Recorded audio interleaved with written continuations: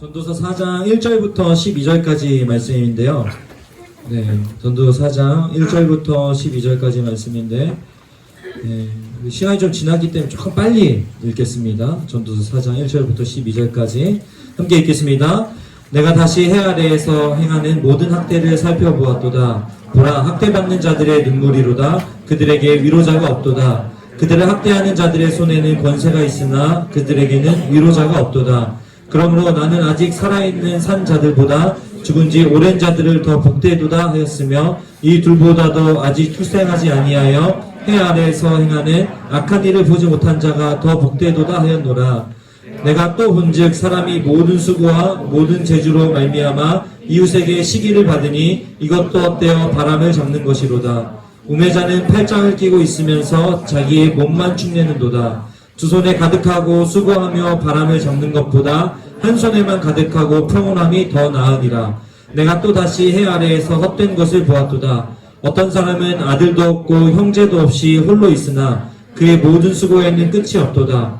또 비록 그의 눈은 부요를 족하게 여기지 아니하면서 이르기를 내가 누구를 위하여는 이같이 수고하고 나를 위하여는 행복을 누리지 못하게 하는가 하여도 이것도 헛되어 불행한 노고로다. 두 사람이 한 사람보다 나음은 그들이 수고함으로 좋은 상을 얻을 것임이라. 혹시 그들이 넘어지면 하나가 그 동물을 붙들어 일으키려니와 홀로 있어 넘어지고 붙들어 일으킬 자가 없는 자에게는 화가 있으리라. 또 두 사람이 함께 누우면 따뜻하거니와 한 사람이면 어찌 따뜻하랴. 한 사람이면 패하겠거니와 두 사람이면 맞설 수 있나니 세 겹줄은 쉽게 끊어지지 아니하느니라. 아멘. 우리는 계속해서 전도서 말씀을 묵상하고 있습니다. 지난주는 전도서를 시작하면서 전도서를 시작하는 본문의 첫 구절인 2절을 보면서 헛되고 헛되며 헛되고 헛되니 모든 것이 헛되도다 라는 탄식했던 것을 우리는 기억할 것입니다. 전도서가 또 전도자가 전하는 메시지를 잘 설명해주는 이 헛됨이라는 단어가 무려 5번이나 반복되면서 전도서가 시작되는 것을 우리는 살펴보았습니다. 이 헛됨이라고 번역된 헤벨이라고 하는 히브리어 단어는 지난주에 얘기했던 것처럼 허무하다, 쓸모없다 라는 뜻과는 조금 다르다라고 말씀을 드렸어요. 그래서 어떤 뜻? 이 헤벨이라는 뜻은 숨, 연기, 안개와 같은 뜻을 갖는다고 제가 말씀을 드렸습니다. 그래서 숨, 연기, 안개와 같아서 아무리 잡으려고 해도 잡히지 않는 우리의 현실과 또 우리의 한계를 보여주는 것이라고 제가 말씀을 드렸습니다. 그리고 이게 우리가 잡으려고 하는 우리의 노력과 수고의 한계, 이 우리의 한계임과 더불어서 이 헤벨이라고 하는 단어에는 이 세상의 한계가 담겨져 있다. 이 세상의 한계를 말한다라고도 제가 말씀드렸는데, 그래서 이 세상의 한계라고 하는 이 뜻을 갖고 있기 때문에 어떤 덧없음 또는 부조리함으로 가득한 이 세상을 표현할 때 헤벨이라는 단어를 사용하는 것이죠. 그래서 어쩌면은 우리가 살아가는 우리의 인생, 또 우리의 어떤 존재, 또 이 세상의 어떤 이치들, 이 모든 것에 이 헤벨이라고 하는 단어가 참 잘 어울리는 것 같습니다. 전도자는 그런 세상에서 마주하게 되는 이 고통에 대해서 오늘 이 전도서 4장에서 이야기하고 있어요. 뭐에 대해서 이야기한다고요? 고통. 뭐라고요? 고통.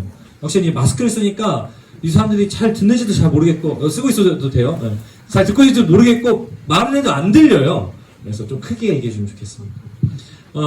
그래서 이 전도자가 이 고통에 대해서 이야기하면서 오늘 함께 읽었던 4장 2절과 3절에서는 차라리 이미 죽은 사람이나 아니면 아예 태어나지 않은 사람이 오히려 더 낫다, 더 행복하다, 이렇게 이야기합니다. 무슨 말이죠? 고통으로 가득한 이 세상을 살아가는 것보다 그것과 관계없는, 그것을 초월하는 사람들이 낫다라고 하는 것이죠. 대체 전도자는 이걸 통해서 무엇을 이야기하고 싶은 걸까요? 저는 그래서 이 사정의 말씀을 보면서 도대체 무슨 얘기하고 싶은 걸까 하면서 1절에 보니까 오늘 눈에 들어오는 단어가 하나 있습니다. 학대라고 하는 단어인데요. 이 학대라고 하는 단어는 억압 또는 억누르는 것을 말합니다. 우리는 억압과 억눌림 속에서 살아가지만 위로가 없는 것이 우리의 삶이라고 하는 거죠. 오늘 전도서의 기자가 1절을 통해서 말씀해 주는 것이 그것인 것이죠. 살아가면서 우리는 이해할 수 없는 상황, 또 이해할 수 없는 현실에 처하게 됩니다.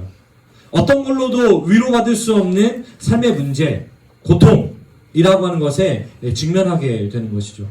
그래서 1절에서 표현하고 있는 것처럼 그 학대, 억압과 억눌림으로 인해서 우리는 눈물 흘릴 수밖에 없는 현실의 고통을 살아간다 라고 하는 것이 오늘 전도자가 보여주는 것이고, 사실 우리가 살아가는 삶의 이야기가 꼭 이와 같은 것 같습니다.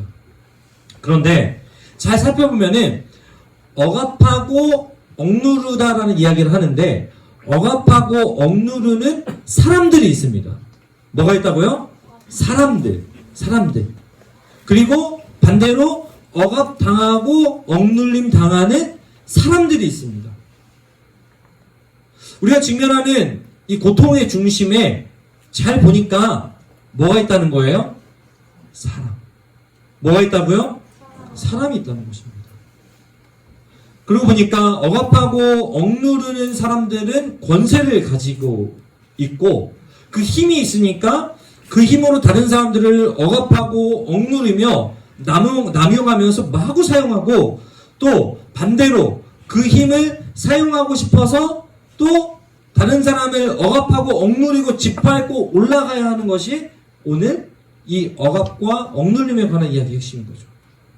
다시 말해서 고통은 다른 데서 생기는 것이 아니라 이 땅에 문제가 있어서 생기는 것일 수도 있겠지만, 이 고통이라고 하는 것은 가지고 있는 힘을 잘못 사용되는 데서, 잘못 사용하는 데서 시작된다는 거예요. 또한 4절에 보니까 뭐라고 되어 있냐면요, 사람이 모든 수고와 제조로 말미암아 이웃에게 시기를 받는다라고 이야기합니다. 모든 노력과 능력에 대해서 인정받고 칭찬받는 것이 사실은 당연한 것입니다. 수고했으면은 결과가 있어야 되고, 수고했으니까 칭찬받아야 되고, 또 노력했기 때문에 그거에 대해서 당연히 격려받는 것이 당연한 것입니다. 그런데 오늘 우리가 살아가는 삶을 보면은 노력과 그 능력, 또 성취로 인해서 인정과 격려를 받기보다는 시기를 받게 되는 것, 그것이 우리가 살아가는 우리의 세상살이라고 하는 거죠. 그래서 아까 앞에서 얘기했던 1절에서는 힘이 없어서 억압당하고 또 억눌림을 당하는 현실에 관한 이야기, 또 힘이 있어서 억누르고 마구 휘두르는 현실에 관한 이야기를 하고 있다면은, 4절에서는 힘이 있어도 그 힘을 잘 사용하여도 시기와 질투를 받게 된다는 이야기를 보여주고 있습니다. 힘을 가지고 있고 반대로 힘이 없고 또 힘을 잘 사용해도 어떻다는 거죠? 고통당할 수 있다는 거예요. 고통당한 우리 현실이 변하지 않을 수도 있다라고 하는 것입니다. 다시 말해서 우리의 삶은 온통 고통으로 둘러싸여져 있다라고 하는 것이죠. 그래도 과언이 아닙니다. 이런 고통의 현실로 인해서 우리는 헛됨, 즉 해벨을 경험하게 되는 것이죠. 전도자는 그러면은 어떻게 해도 우리는 고통당할 수밖에 없고, 어떻게 해도 세상은 부조리하게 돌아가니까 어쩔 수 없다, 덧없다, 이 이야기를 지금 우리에게 가르쳐 주는 걸까요? 그렇다면 성경이 굉장히 험한 책이 되겠죠. 9절부터 12절까지를 보면은 전도자는 고통으로 가득한 세상을 살아가는 법, 고통으로 가득한 세상을 어떻게 살아가야 되는가, 그 방법을 제시하고 있습니다. 결론부터 가르쳐드리면요, 함께하는 것이 중요하다는 것입니다. 뭐가 중요하다고요? 함께하는 것. 그래서 9절에서 두 사람이 한 사람보다 낫다라고 이야기합니다. 그리고 12절에서 한 사람이면 패하겠거니와 두 사람이면 맞설 수 있나니 세 겹줄은 쉽게 끊어지지 아니하느니라. 고통으로 가득한 세상을 살아가는 방법으로 전도자는 서로 도움이 함께 살아가야 된다. 어찌 보면 너무 당연한 이야기 하고 있죠. 억압과 억눌림으로 인해서 위로가 없는 세상을 우리는 살아가고 있습니다.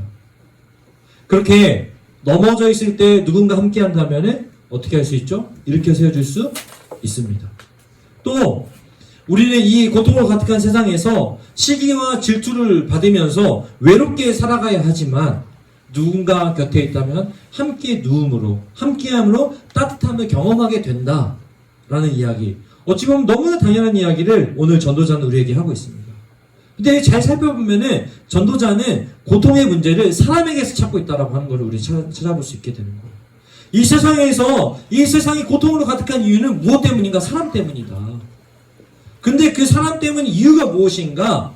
오늘 전도자는 그 모든 것이 나에게 집중되어져 있다라고 하는 것을 가르쳐주고 있습니다. 내가 가진 힘, 또 반대로 내가 갖지 못한 힘, 이것 때문에 낮은 자존감으로 나에게 집중합니다. 나는 안 되나 봐. 나는 망했어. 나 이번 생은 끝났어. 실패야. 차라리 죽는 게 나을지도 몰라. 이렇게 낮은 자존감으로 자신에게 집중합니다. 반대로 또 너에게 집중되어져 있습니다.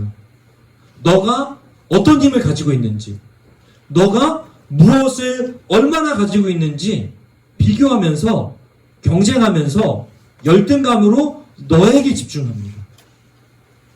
우리가 살아가는 우리의 삶의 고통의 문제는 사람에게 있는데 그 사람의 문제가 어디서 나오냐면 나에게 집중하고 너에게 집중하는 것에 있는 거예요. 그런데 하나님께서 사람을 지으시고 이 사람에게 세상을 맡겨주시면서 허락하신 것이 하나 있어요. 창세기 2장 18절에 보니까요. 여호와 하나님이 이르시되 사람이 혼자 사는 것이 좋지 아니하니. 어떤 게 좋지 않다고요? 혼자 사는 거. 내가 그를 위하여 돕는 배필을 지으리라. 뭘 주신다고요? 돕는 배필. 무슨 말이에요? 결론적으로 혼자서 안 된다는 겁니다. 혼자서 안 되니까 상대방을 보고 비교하면 된다는 겁니까? 그것도 아니에요. 뭐예요? 돕는 배필. 그래서 창세기 2장 24절에 보니까 이러므로 남자가 부모를 떠나 그의 아내와 합하여 둘이 한 몸을 이룰지로다. 뭘 이룬다고요? 한 몸. 하나가 되어야 한다는 거예요. 하나가 되어서 너가 아니라 뭐가 될 때? 우리가 될 때. 뭐가 될 때요?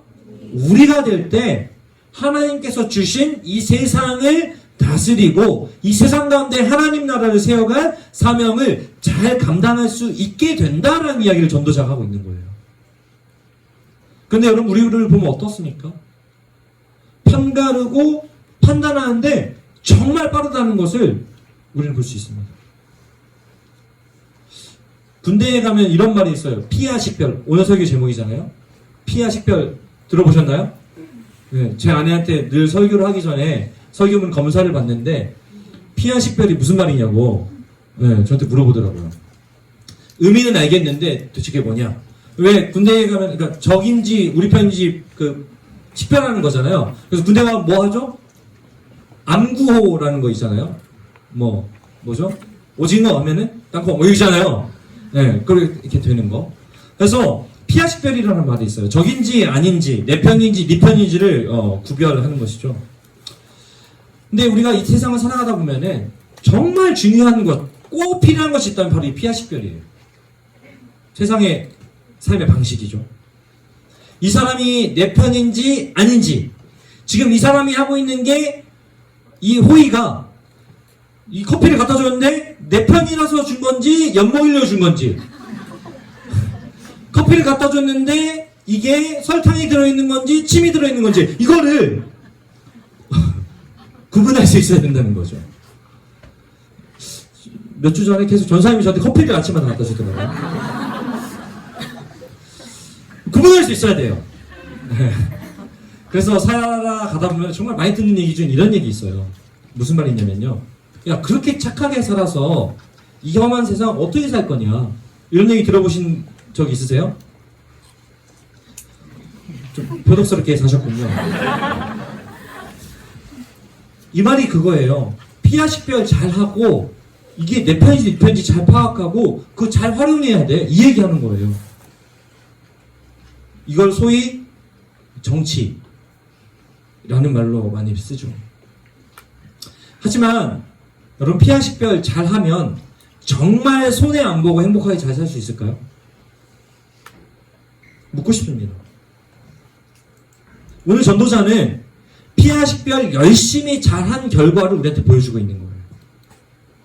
피하식별 잘해가지고 내 편이 아니면 어떡합니까? 억압하고 억누릅니다. 피하식별 잘해가지고 내 편이 아니면 시기하고 질투합니다. 그 결론이 뭐죠? 헛됨.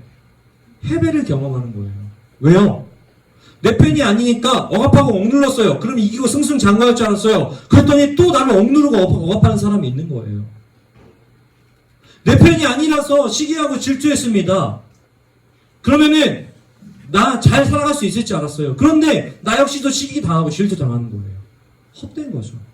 이게 헤벨입니다. 오늘 전도자는 우리에게 그걸 보여주는 거예요. 그런데 이 세상을 살아가면서 우리는 이 피하식별 하는데 너무 익숙해져 있고 너무 자동적으로 잘 한다는 것을 여러분 몸으로 경험하고 있잖아요. 저도 마찬가지고요.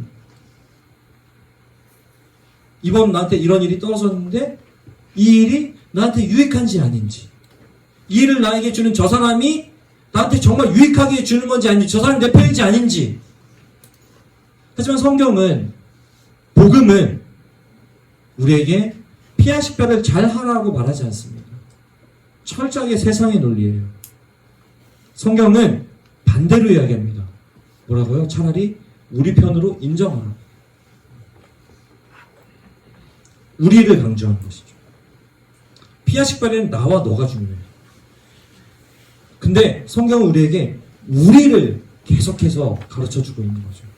피하식별에는 경쟁적인 태도가 담겨져 있습니다. 근데 하나님은 우리에게 경쟁하며 살아가라고 말씀하지 않습니다. 우리는 자꾸 누구하고 비교하면서 만족이나 행복을 찾습니다. 아, 저 사람보다는 내가 낫네.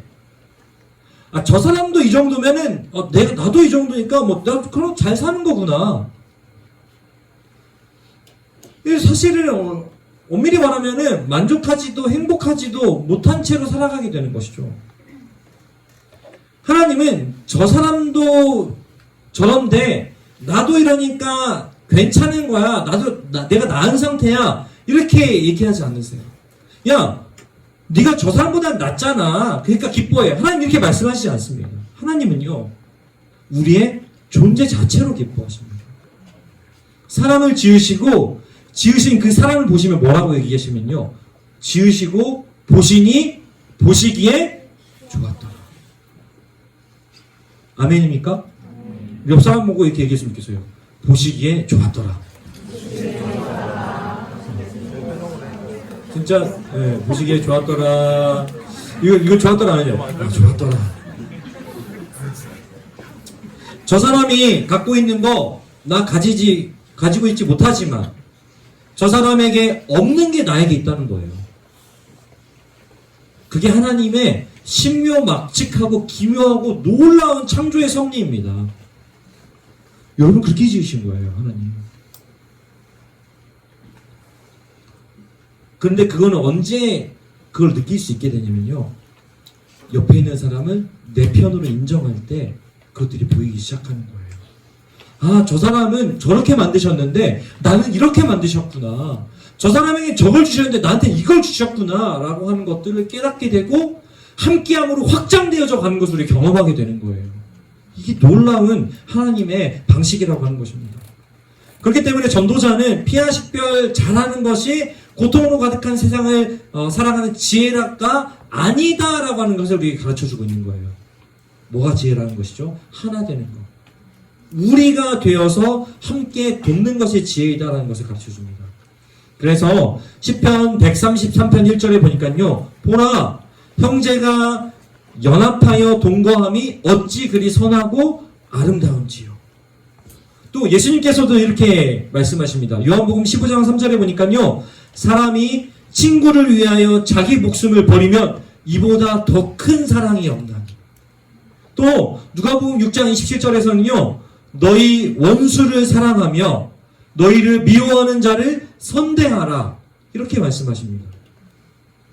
나와 너를 구별하는 피하식별이 아니라 나와 너가 함께하는 우리를 강조하고 있는 것이죠. 사도 바울은 예수님에 대해서 이렇게 소개합니다. 에베소서 2장 14절에 보니까요, 그는 우리의 화평이신지라. 둘로 하나를 만드사 원수된 것 곧 중간에 막힌 담을 자기 육체로 허시고, 16절에 보니까 십자가로 이 둘을 한 몸으로 하나님과 화목하게 하려 하십니다. 하나 돼. 예수님이 하신 일이에요. 그래서 오늘 4장 1절에 위로자가 없도다 했는데 예수님이 참된 위로자가 되어서 우리 가운데 오시는 거예요. 뭘 위해서요? 함께 하라고. 우리가 되게 하시려고. 사랑하는 청년 여러분, 고통으로 가득한 이 땅을 살아가는 방법, 우리가 먼저 위로자가 되어야 합니다. 가지고 있는 힘을 위로의 도구로 사용해야 합니다. 그리고 위로의 도구로 쓰여질 뿐 비교하고 경쟁하지 않아야 합니다. 하나님께서 지으신 내 모습, 하나님께서 선물로 주신 내 삶에 만족해야 합니다. 그렇게 다른 사람들과 함께하며 우리가 되어서 하나가 되어야 합니다. 그렇게 우리는 피하지 못하고 직면해야 하는 삶의 수많은 어려움들, 고통을 감당할 수 있게 되는 거예요. 사실 우리는 하나님께서 주신 것에 만족하고 감사하는 것조차 심지어는 비교를 통해 하게 되는 경우가 많습니다. 정말 어려운 사람들 많은데 저는 어렵지 않아서 감사합니다. 하나님 누구는 힘든데 저는 안 힘들어서 다행입니다. 감사합니다. 그래서 한참 많이 돌아다니던 글 중에 뭐 이런 거 있었어요. 뭐 당신이 뭐 차를 가지고 있고 뭐 학교를 고등학교까지 뭐 졸업했고 뭐 스마트폰이 있으면은 여러분은 전 세계 몇 프로 안에 드는 인생입니다. 뭐 이런 글 본 적 있으시죠? 없군요. 꽤 오래전 일인가 봐요. 어쨌든 뭐 이러면서 뭐예요? 당신은 그러니까 상위 1%입니다. 이런 얘기 하는 거예요. 근데 가만히 들여다보면은 정말 행복하다가 아니라 뭐예요? 비교하는 겁니다. 비교를 통해서 뭐 하려는 거예요? 행복과 만족이 아니라 비교 우위에 서려고 하는 거예요. 그 비교의 대상이 없어지면 어떻게 돼요? 행복하지도 만족할 수도 없는 거예요. 제가 최근에 병원에 갈 일이 있었습니다. 큰 병원에 있는 소아과였는데요. 병원에 가니까 돌도 지나지 않은 아기들부터 시작해가지고 중학생 정도로 보이는 청소년까지 정말 다양한 아이들이 다양한 이유를 가지고 진료를 기다리고 있었습니다. 그런데 딱 보면은 보이잖아요. 어떤 거. 다른 건 잘 안 보이는데, 아, 저 친구가 항암 치료받고 있구나. 소아암에 앓고 있는 친구구나. 이런 게 보여요. 근데 큰 병원이라 그러는데 정말 많더라고요. 그걸 보면서 한편으로 저렇게 육체의 연약함으로 고생한 사람들 많은데 나나 우리 식구들은 뭐 아프고 이런 거 어찌 보면은 저분들에 비하면은 너무 평탄하게 잘 살고 있구나. 그래서 다행이네. 감사해야겠네. 이런 생각이 문득 들더라고요. 원래 우리 그렇잖아요. 문득 들더라고요. 감사해야겠네. 그리고 가만히 묵상하고 있는데 이런 생각이 드는 거예요. 내가 당연하게 누리는 것들 저 친구들한테는 평생 소원이 될 수도 있겠구나. 이런 생각이 들었어요. 그런데 이런 생각이 또 드는 거예요. 그래서 내가 감사하고 그래서 내가 하나님께 기쁨을 드려야 하고 예배해야 된다면은 저들은 도대체 뭘 잘못했길래 그렇게 뭘 실수했길래 조고생을 당해야 되지? 이런 생각이 드는 거예요. 사실 그렇잖아요. 깐난쟁이 애기가 뭘 잘못해서 그 힘든 병에 걸려서 고생해야 되는 거예요.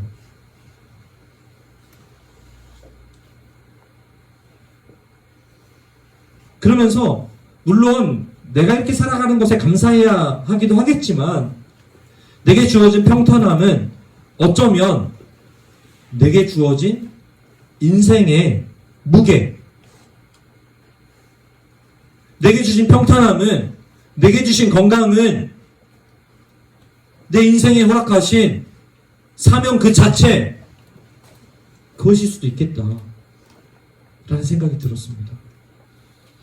내가 당연하게 누리는 것들을 통해서 저들보다 내가 나으니 감사합니다가 아니라 내가 당연하게 누리는 만큼 그것을 저들에게 흘려보낼 수 있다면 저 친구들이 덜 힘들 수도 있는 거 아닌가?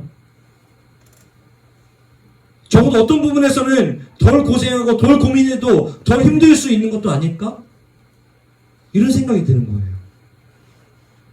내가 너무 나만 생각하고 저 사람과 비교하면서 내가 자꾸 비교 위에 서려고 하고 있었구나. 하나님께서는 그게 아니라 나와 여러분들 모두가 우리가 함께 살아가기 원하셨을 텐데.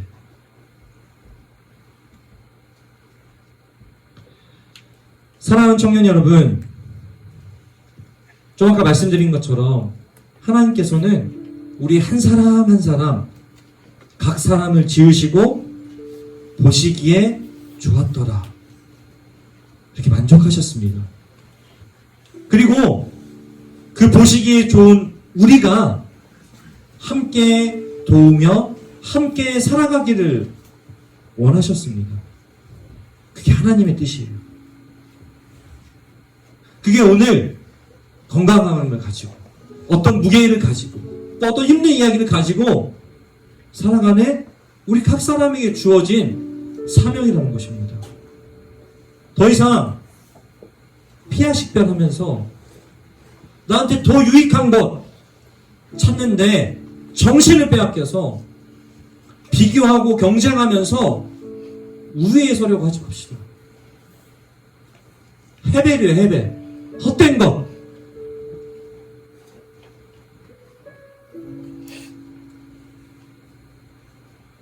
함께 살아야 한다는 사명감으로 다른 사람들을 우리로 인정하며 우리 일상에서 만나는 그 모든 사람들을 우리로 인정하며 하나님의 방식대로 살아갈 수 있는 우리 모두가 되기를 주님의 이름으로 축복합니다. 그렇게 우리는 더덥고 부조리로 가득한 세상을 하나님의 세상으로, 우리가 함께 살아가는 세상으로 조금씩 만들어갈 수 있는 거예요. 그렇게 나아가기 위해서는 먼저 하나님 나를 얼마나 아름답게 지으셨는지 알 수 있어야 돼요. 그런 마음으로 이 찬양의 가사를 좀 묵상했으면 좋겠어요. 내 모습 이대로 사랑하시네, 연약함 그대로 사랑하시네, 내 모든 발걸음 아시는 주님께서 날 인도하실 것입니다 라고 하는 이 확신에 찬 고백을 우리의 찬양의 가사를 묵상하면서 함께 고백했으면 좋겠어요. 내 모습 이대로, 내 모습 이대로 사랑하시네, 연약한 그대로 사랑하시네, 나의 모든 발걸음 주가 하시나니 날 인도하소서, 날 인도하소서. 우리 한 번 더 내 모습 이대로, 내 모습 이대로 사랑하시네, 사랑하시네, 연약한 그대로, 연약한 그대로 사랑하시네, 사랑하시네, 나의 모든 발걸음, 나의 모든 발걸음 주가 하시나니, 주가 하시나니, 날 인도하소서,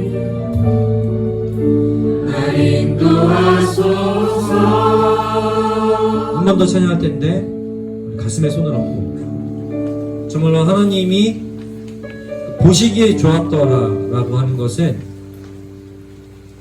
하나님이 보시기니까 하나님 완전하신 분이잖아요. 완전하다는 겁니다. 우리의 존재가 물론 실수도 많이 하고 때때로 죄도 짓고 하지만 완전하게 만드셨어요. 그러니까 하나님과 함께 하면은 완전함 향해 우리가 조금씩 나아갈 수 있게 되는 것입니다. 그러려면 먼저 내 자신을 하나님이 완전하게 지으신 존재로 볼 수 있어야 됩니다. 지금 가슴에 손을 얹고 찬양의 가사를 아시는 분은 좀 아는 대로 좀 찬양을 부르시고, 잘 모르겠으면 그냥 가사를 찬양을 들으세요. 들으시면서 여러분 존재 자체를 좀 느꼈으면 좋겠습니다. 하나님이 나를 얼마나 아름답게 지으셨는지, 그 그 여러분의 존재를 묵상했으면 좋겠고요. 더 중요한 거는 이게 선행이 되어야 되는데 여러분을 지으신 하나님이 완전하다는 겁니다. 실수가 없으신 분이라는 것입니다. 거기서 그 전제가 우리의 존재를 더 분명하게 만드는 거예요. 그래서 우리를 지으신 완전하신 하나님, 그리고 그 하나님의 완전한 피조물인 나 묵상하면서, 찬양할 분들은 찬양하고 조용히 묵상할 분들은 묵상하면서 이 찬양 고백하겠습니다.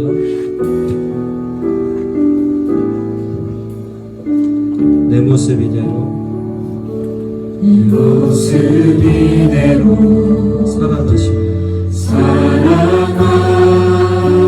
연약함 그대로 사랑하시네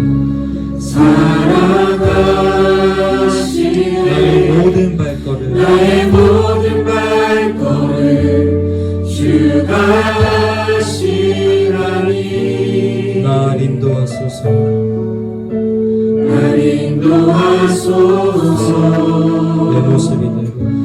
내 모습 이대로 사랑하시네 연약함 그대로 주님의 그 놀라운 손실에 사랑하시네 나를 지으신 나의 모든 발걸음 주가 하시나니 날 인도하소서 내 모습 이대로 사랑하시네 연약한 그대로 사랑하시네 나의 모든 발걸음 주가 하시나니 날 인도하소서 내 모습 이대로 사랑하시네 연약한 그대로 사랑하시네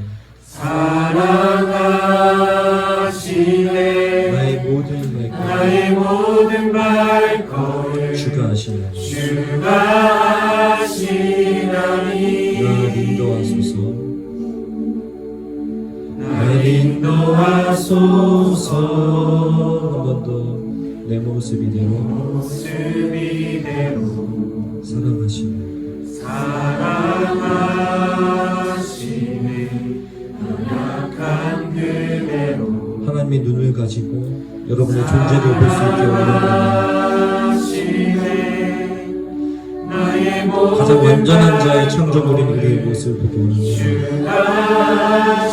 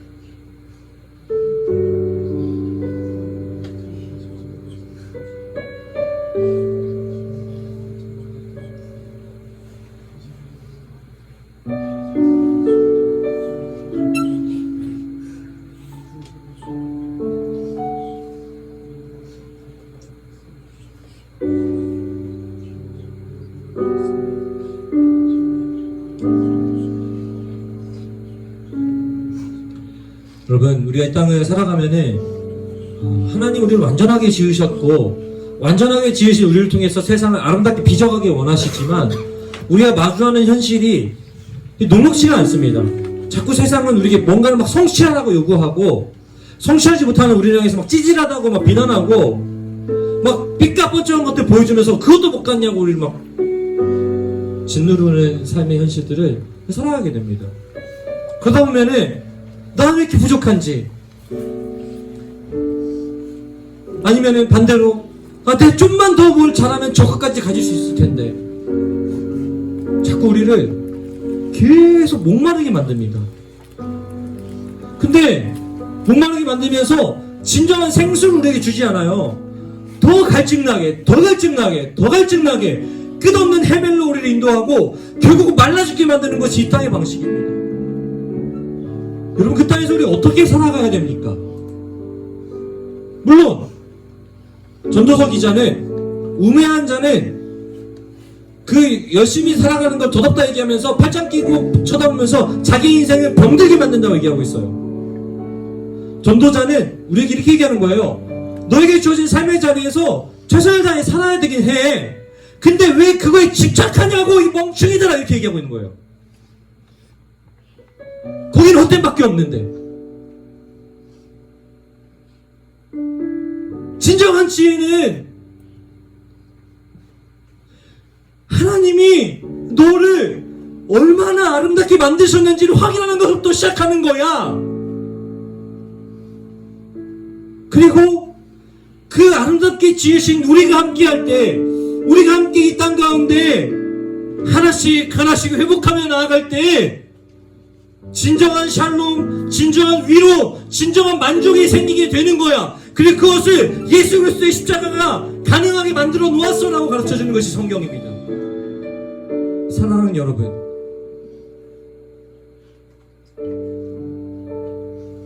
하나님 우리를 그렇게 만드셨습니다. 그러니 하나님께서 만드신 그 놀랍고 거룩한 존재인 우리 옆에 있는 지체들과 함께 그 꿈을 꾸며 나아가기를 원합니다. 이 시간 함께 기도할 때에는 소리 크게 안 내도 돼요. 아까 여러분 자신에게 좀 집중해서 기도했던 것처럼 우리 옆에 있는 사람들, 우리 공동체 전체에 크게 소리 내지 않지만 정말 우리 얼마나 많은 지체들이 함께하고 있는지, 그리고 이 자리가 아니라 오늘 주일이잖아요. 전 세계에 있는 수많은 교회들에서 우리와 시간대는 다를 수 있으나 그들의 동일한 시간대에 함께 하나님의 나라를 꿈꾸며 같이 기도하고 있습니다. 그게 우리예요. 그들이 자신이 하나님이 얼마나 아름답게 만드신 존재라는 것을 깨닫고 함께 그 존재감으로, 그 거룩한 존재감으로, 그 거룩한 자존감으로 세상을 향해 나아갈 때 세상이 얼마나 아름다워질지 여러분, 우리가 기도하며 나아갈 수 있다면 그것이 진정한 행복의 시작인 줄로 믿습니다. 그런 옆에 있는 지체들의 그 숨결, 옆에 있는 지체들의 인기척, 그 다음에 온기, 그 모든 걸 함께 느끼며 기도하기 원합니다. 하나님, 우리가 함께 나아갑니다. 하나님, 우리가 함께 꿈꿉니다. 나의 꿈이 아니라 당신의 꿈을.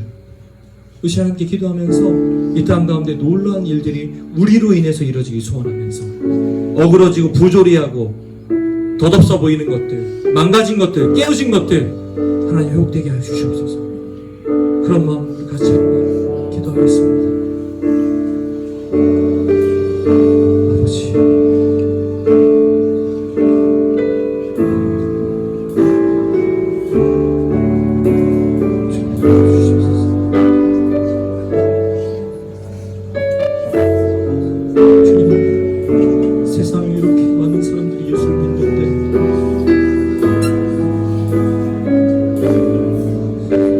부조리함이 변하지 않는 것은 우리가 하나님께서 우리에게 허락하신 거룩한 자존감, 거룩한 존재감을 잊고 살았기 때문인 것 같습니다. 이 시간 우리 가운데 거룩한 존재감을 허락하여 주시옵고 그 담대함으로 세상 가운데 나아가게 하여 주시옵소서. 주 그렇게 우리를 세상 변함을 향해서 살려주소서. 하나님 살아계시는 것은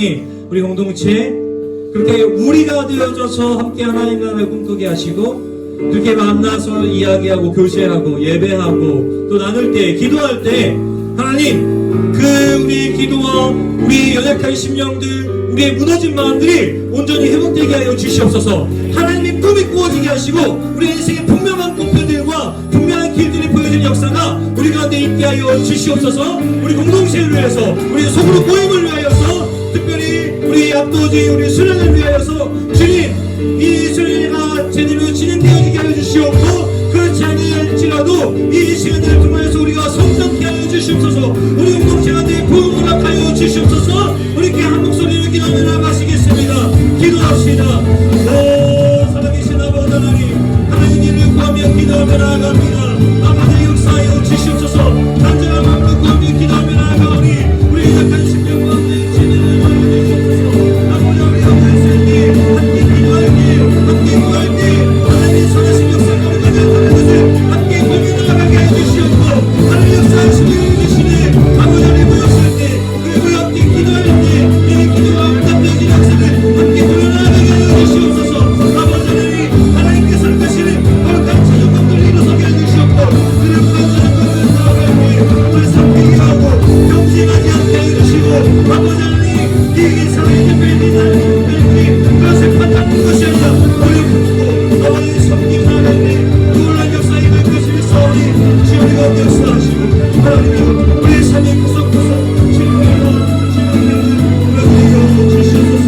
남들이 구하노라 주님과 믿으시오 함께하여 주시옵소서.